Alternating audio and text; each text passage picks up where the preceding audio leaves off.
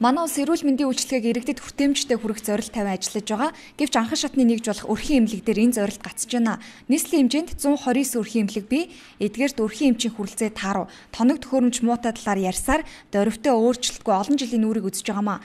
Наад зах нь иргэд өрхийн эмнэлэг дээр очиж шээсний шинжилгээ өгөх боломж байдаггүй. Заавал дүүргийн эмнэлэгт очир дугаар болдог. Энэ байдлыг өөрчлөхөөр нийслэлийн эрүүл мэндийн газраас санаачлан бүгд найрамдах Солонгос улсаас буцалтгүй тусламжаар 1 тэрбум үнэтэй шээсний шинжилгээний болон бусад аппаратуудыг оруулахар болсон ч нэмэн үртгийн албан татварыг төлөх хүн байхгүйгээс гайл агуулгад жил орчим төвжигдсэн юм а.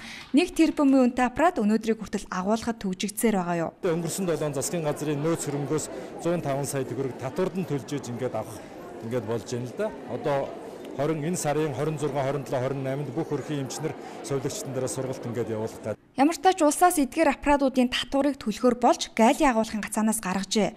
Удахгүй өрхийн 140 гаруй эмнэлгүүдэд тарааж өгөх юм байна. Энэ аппаратыг өрхийн эмнэлгүүдэд суйрлуулбал өдгөө үүсээд байгаа очир дугаар бүрэн арилгах боломжтой юм. Энэ аппаратууд нь цагт 700-ны шээсний шинжилгээний хариу гаргаж, шинжилгээний хариуг интернет болон утсаар дамжуулан эзэнд нь хүргэнэ. Өөрөөр хэлбэл эмнэлэг дээр заавал өөрөө очиж шинжилгээний хариугаа авах шаардлагагүй болох юм.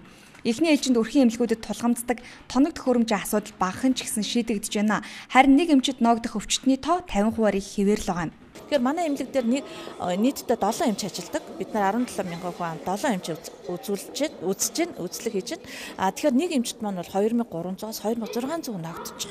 Энэ маань стандартаас даруй 300 хүнээр илүү байна гэсэн үг. Өрхийн эмнэлгийн хувьд бол 21 мянга гаруй хүн амтай. За статистик тон болохоор 17 мянга 18 мянга шахуу тэгээд сард одоо 280-аас 300 төнгөлчилж штэ. Тэгэхээр дандаа зорилт төлгөө хүмүүс штэ одоо хүүхдүүд өндөр настангууд өвчлөн тийм үйлчлэгээ хийдэг. Хүртээн сайжруулна гэх юм бол хэд хэдэн асуудлууд ярина. Бодлогын төвшөнд, хөрөнгө оруулалтын төвшөнд, санхүүжилтийн төвшөнд, хүний нөөцийн төвшөнд, эмнэлгийн тоног төхөөрөмжийн төвшөнд яаж шийдэгдэх вэ гэдгийг л өнөөдөр ярьж байгаа. Өмнө одоо жишээл одоогээр яах юм бол нэг иргэнээр тооцох санхүүжилт гэж өрхийн эмнэлгүүд авдаг.